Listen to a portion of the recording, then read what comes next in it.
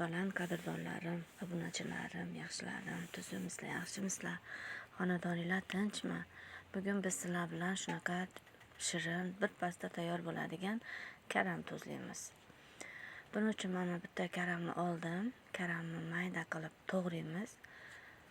Sizlar ham o'zlaringiz didlaringizga qarab to'g'raysizlar. Men mayda qilib to'g'radim, chunki tez tayyor bo'ladi azizlar. Mana markopchani ham, sabzimizni ham mayda qilib qirg'ichdan o'tkazib oldim. Endi ikkalasini bitta qilamizda aralashtirib tuz sepamiz.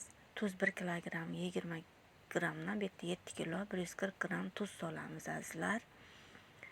Va mana shunaqa yaxshilab aralashtiramiz. O'zi suvi chiqib sochni bo'ladi.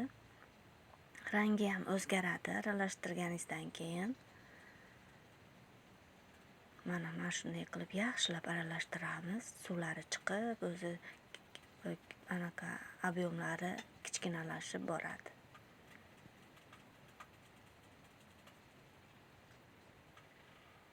Mana shunday.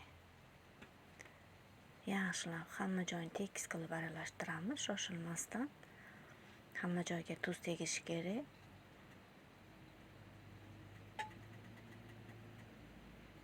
Mana shunday.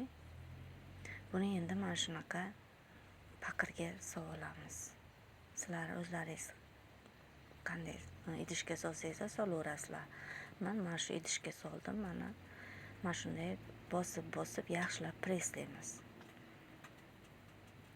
Mana shunda ham suv chiqdi. Mana qaranglar qancha suv chiqdi. Buni endi mana shunday qilib 2 kunga qo'yib qo'yamiz issiq joyda. Mana 2 kundan keyin mana shu ahvol, mana penalari, ko'piklarni olib ko'tarib yuboramiz. Yana ham ko'payadi kapustamiz. Mana bankaga solib preslaymiz. Suvlarni ko'ryapsizlarmi? Qanaqa sochni chiqdi. Endi buni og'zini yopib, xolodilnikka olib qo'yamiz azizlar.